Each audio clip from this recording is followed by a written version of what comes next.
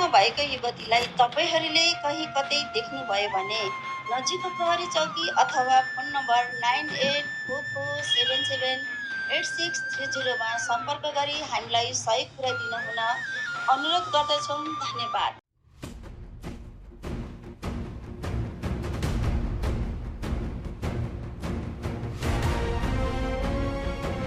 तपाईँले यो भिडियो कहाँबाट ल्याउनु भएको? कहाँबाट ल्याउनु श्रीमती त्यो? म त वहाँ बजारमा दुध बेच्दै थिएँ अनि त्यहाँका मान्छेले तेरो मितिनी जिउ त हराएका छन् भनेर भने अनि तपाईँले कसरी थाहा पाउनु भने उनीहरू त भिडियो देखाइदियो नि अनि मैले पनि उनीहरूलाई भनेर त्यो भिडियो डाउनलोड गरेर लाएर अनि लिएर आएको नि है। के सुन्नु पर्याएको ल यस्तो?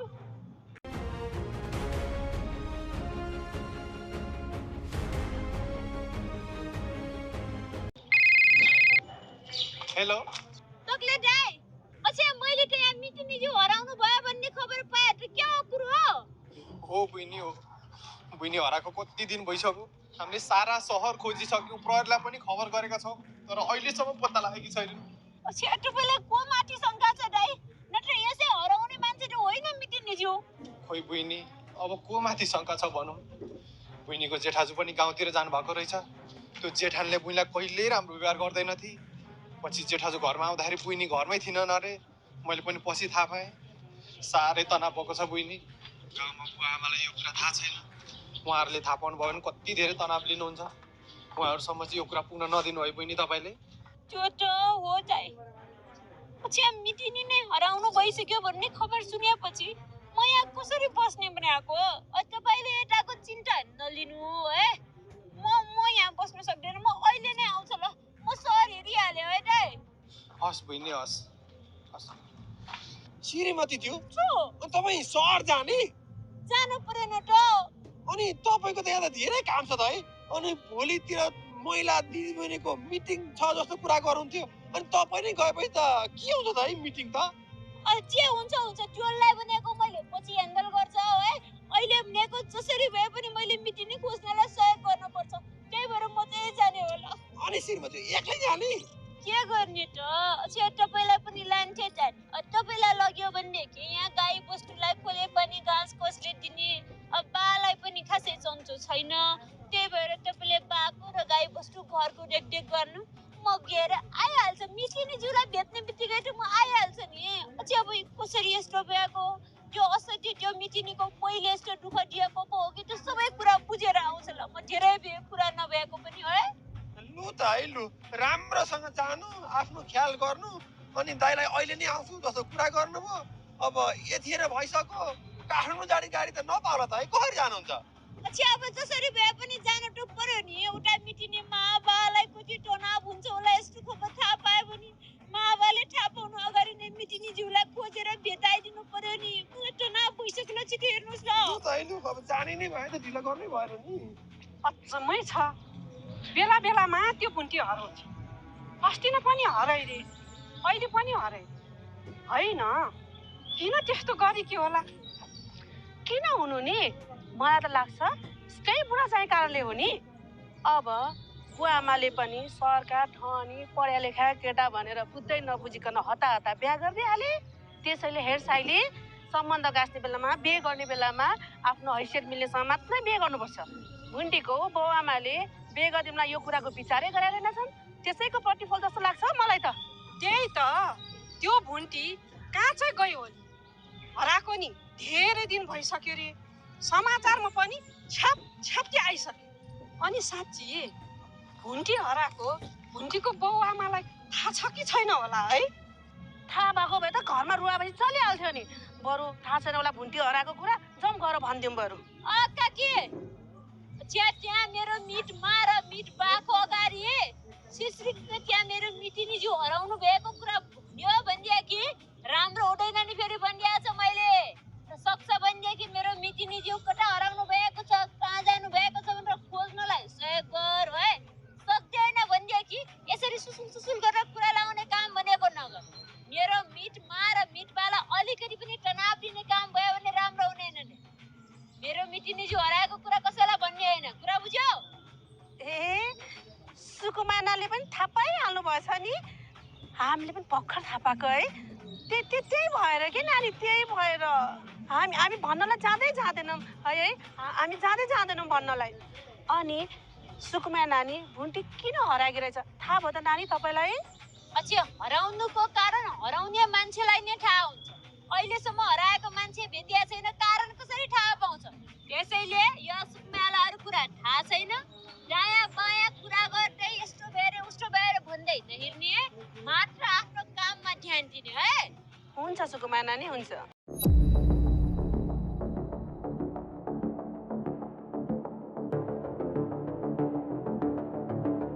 अब भुन्टी घरमा नजाउँ है, सुकुमायाले ठाउँले मार्छ। बरु ढिला भइसक्यो, घाँस काट्न जाउँ हामी।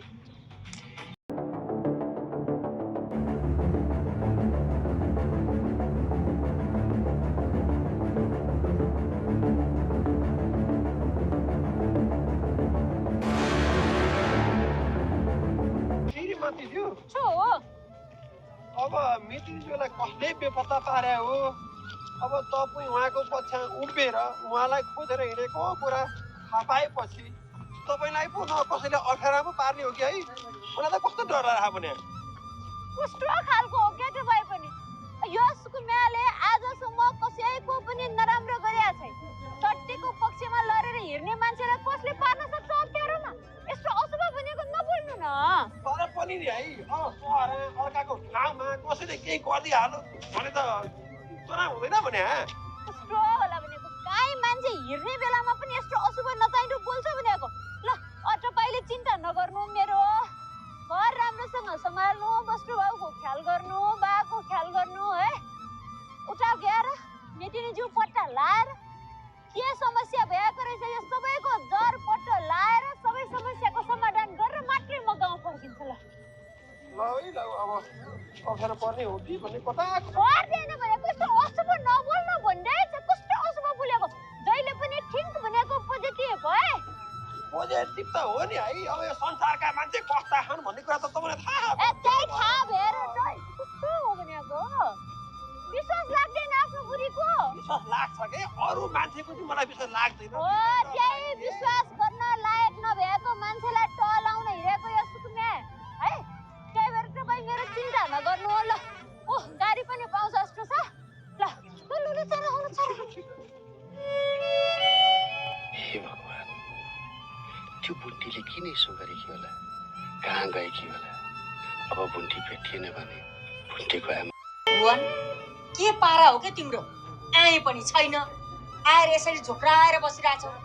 तिम्रो बुहारी भने चाहिँ उहाँ कुन चाहिँ नाठासँग गएर रमाइलो गरेर बसिराख्यो अरे। तिमी भने त्यसकै टेन्सन लिएर यसरी झोक्राएर बसिरहेछौ। तिमी अब यसरी झोक्राएर बसेर हुँदैन है भुवन। अब जति सक्दो छिटो भूपेन्द्र बाबुको बिहे त्यो जेरीसँग गरिदिऊ। अनि सबै भूपेन्द्र बाबुको जिम्मा नै जेरीले लिन्छ, अनि ढुक्कै हुन्छ। जेरीले मलाई भूपेन्द्र र मेरो बिहा गराइदिनु भयो भने तपाईँहरूको सारा प्रपर्टी फिर्ता गर्छु भनेर बाचा गरिसकेको छ। त्यसैले हेर भुवन, अब भुन्टी खोज्नेतिर होइन, हुरुक्क न त्यो जेरी र भूपेन्द्र बाबुको बिहा गराइदिनु। अब तिमी त्यतैतिर लाग्नु। दिदी, मैले भुन्टीलाई कति खोजे तर कहीँ पनि भेटिन। दाइ, तपाईँले कतै भेट्नु भयो त? तर दाइ, मैले एउटा कुरा चाहिँ पत्ता लगाएर आएकी छु। कस्तो कुरा? भुन्टी हामीले भिडियोमा देखाएको केटासँगै छ जस्तो लाग्छ मलाई त। अब त्यस्तो लागेको छ भने कहाँ रहेछ पत्ता लगाऊ नि त। हेर हिँडाउलाई। अब मैले कहाँ लिएर जानु दाइ? त्यो केटाको कोठा त मैले देखेको छैन, मलाई त शङ्का मात्र लागेको हो। शङ्काको भरमा अर्काको विषयमा किन यस्तो कुरा गर्छौ? भुन्टी घरबाट निस्किनुमा सियाको र तिम्रो हात छ जस्तो लागिरहेछ मलाई। दाइ, तपाईँ यो कस्तो कुरा गर्दै हुनुहुन्छ? हामीले तपाईँलाई अस्ति आउने बित्तिकै सबै कुरा भनिसकेको छौँ। अब हामीलाई शङ्का नगर्नुहोस्। भुन्टीलाई निकाल्नमा हाम्रो कुनै हात छैन। यदि हाम्रो हात हुन्थ्यो भने म आफै उसलाई खोज्न किन हिँड्थेँ र? हो, म भूपेन्द्रलाई माया गर्छु, तर भूपेन्द्रलाई माया गर्छु भन्दैमा मैले भुन्टीलाई किन बेपत्ता पार्नु पर्थ्यो र? मलाई त अहिले भुन्टीको आवश्यकता छ। भुन्टीले यति सजिलै भूपेन्द्रलाई छोडेर जानुभन्दा डिभोर्स गरेर गएको भए पछि हाम्रो रिलेसनमा आउने प्रब्लमहरूको पनि टेन्सन हुँदैन थियो, हामीलाई पनि ढुक्क हुन्थ्यो। त्यसैले मैले उसलाई यो घरबाट निकालेको होइन दाइ। ऊ आफै आफ्नो गल्ती तपाईँहरूको अगाडि लुकाउनलाई भनेर यो घरबाट भागेकी हो।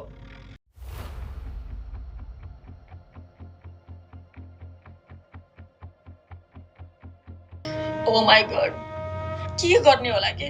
बुवाले मेरो कुरा विश्वासै गर्दैन। पहिला पहिला मैले भनेको जे पनि मान्ने मान्छे अहिले हुँदा हुँदा त्यो भुन्टीलाई मैले नै घरबाट निकालेको हो भनेर शङ्का गर्छ। जति गर्दा पनि भएन, के गर्ने होला के गर्ने होला? दि डोन्ट वरी, म छु हजुरको साथमा। हजुरले केही पनि चिन्ता लिनु पर्दैन। मोहन, हजुर भन न। आज म धेरै थाकेकी छु। घर पुग्ने बित्तिकै आमा र दिदीले के काम हराउनुहुन्छ होला। तपाईँले यिनी थाकेकी छिन्, आज केही काम नहराउनुहोस् भनिदिनु न है। ल ल अहिले हिँड न।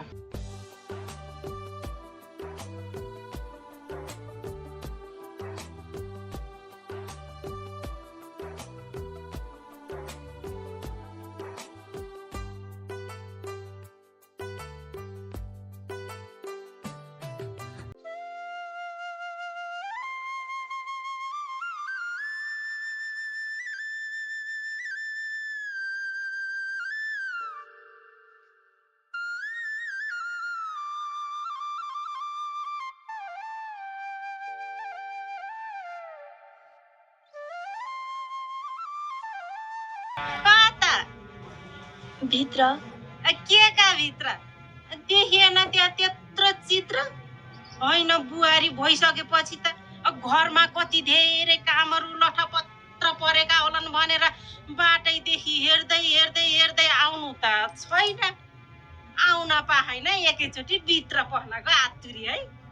झन् भित्रै पस्न नपरोस्, बुहारीलाई काम गर्न सजिलो होस् भनेर पहिल्यैदेखि मैले त्यहाँ त्यत्रा कामहरू ठिक्क पारेर राखिदिएको छु। अब गएर छिटो छिटो त लुगा धुनी। अब अहिले त घाम गइसक्यो, धोइवरी टँगाइदिराख, भोलि बिहान घाम लागेपछि मजाले सुक्छ। अनि त्यो भाँडा माझिसकेर भित्र खाना पकाउन आउनु। हेर कठै बिचरा मेरो भाइ ससुराली गएको अरे, झन् खिरिक्क परेर पो आउँछ त। खाना पनि दिएनन् कि क्या हो ससुरालीमा? खाना त दिए, तर तपाईँले आमाले पकाए जस्तो मिठो त कहाँ हुन्थ्यो र दिदी? बिचरा मेरो भाइ, हेर बिहान आमाले मासु पकाउनु भएको थियो, एक कचौरा मासु राखिदिनु भएको छ। अनि फेरि मेरो भाइलाई मन पर्छ भनेर मैले आफ्नो भाग पनि तिमी सारा राखिदिएको छु। भित्र गएर खानुपर्छ। आऊ आऊ आऊ भित्र आऊ आऊ। दिदी, मलाई पनि धेरै भोक लागिरहेको छ, थकाइ पनि लागेको छ। नजिस्किन, तँलाई कहाँ लाग्छ भोक? मेरो भाइ पो अलिकति भए पनि मोटो छ, उसको पेट अलिकति भए पनि ठुलो छ। अब ससुरालीमा थपी थपी खानालाई पनि लजायो होला, नमागिकन तेरा माइतीले थप दिएनन् होला। त्यही ससुरालीमा 2 गाँस खाएर आएको पनि आउँदा आउँदै घट्यो होला भनेर पो थप दिन लाग्यो। अब त हेर्दै यो सुके टाट हड्डी र छाला मात्रै भयो कि माइतैबाट त्यो 2 गाँस खाएको पनि यहाँ आउँदासम्म घट्या छैन होला। त्यसै भोक लाग्यो भन्छ। होइन, त्यस्तो भोक लाग्ने मान्छेले आफ्नै माइतबाट अलिकति पोको पारेर बाटोमा खाँदै खाँदै आउन सकिँदैन थियो? घरमा आइपुग्न पाएको छैन, काम गर्नको अल्छीले भोक लाग्यो, थकाइ लाग्यो। लाज नभकी नकचरी हेर्न त्यहाँ। होइन, लाज पनि कतिसम्म पचाउन सके कि भने ठ्याङराङ्ग आएको छ माइतबाट, कोसेली सोसेली ल्याएर केही दिनु छैन, एउटा ब्याग भिर्या छ, उभिया छ। हुन त तेरा माइतीले पठाउन नि के नै पठाउँथे र? हैसियत भएको भए पो पठाउँथे। जा पहिला गएर त्यति काम सक्दासम्म भरे भात पकाउन ठिक्क हुन्छ। अनि भात पकाउने खानी पनि के भन्ने, पहिला हामीलाई खुवाउने, हामीले खाएर उब्रियो भने अनि बल्ल तैँले खाने हुन्छ। मोहन, मैले तपाईँलाई बाटोमा के भनेको थिएँ? अब जे भने पनि दिदीले काम हराएपछि नाइ नभन, पहिले फटाफट काम सक अनि त्यसपछि खानु नि है। के चिन्ता गरेर भने तैँले यसको खाइहाल्छ नि। खैले यता त्यो ब्याग चाहिँ म भित्र लगेर राखिदिन्छु, त त्यति काम छिटो छिटो सकिहाल त। आऊ आऊ आऊ तिमी भित्र आऊ। यसरी लिएन भने कस ल छिटो छिटो छिटो नै। होइन, अझै टल्ला के उभिएर बसिराखी, छिटो सक्न भनेको अहिले भ्याइँदैन क्या। जा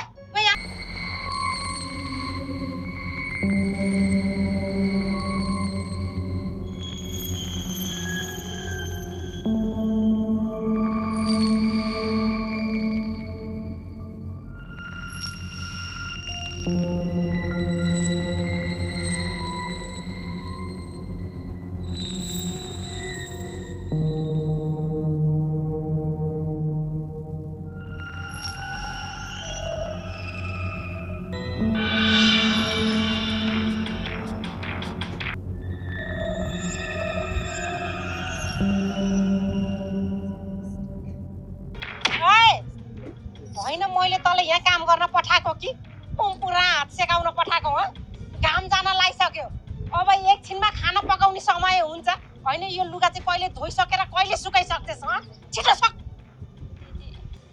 आज मलाई धेरै गाह्रो भइरहेको छ गाह्रो भएको छ त्यत्रो दिन माइतमा पछि पोतेर घरमा आएपछि काम गर्नलाई तँलाई गाह्रो भएको छ होइन छिटो गरिसक छिटो गरिसक म त टेर्दिनँ गरिसक भन्छु त होइन कस्तो अल्छिने बुहारी भित्रिएछ भने नि भित्राउन पनि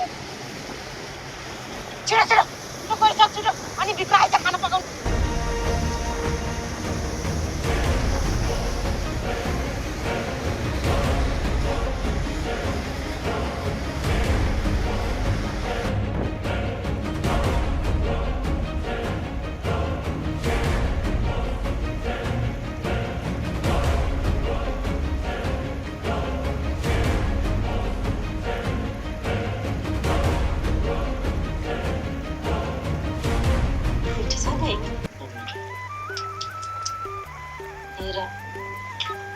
एक दिन बस्दा त यस्तो खिङ्रिङ्ग परेर तुप्लायो मेरो घर यसका माइतमा 5 दिन मात्रै बसेको भए त यसले त आफू जस्तै सुके टाटो बनाउने रहेछ नि तँलाई बाबु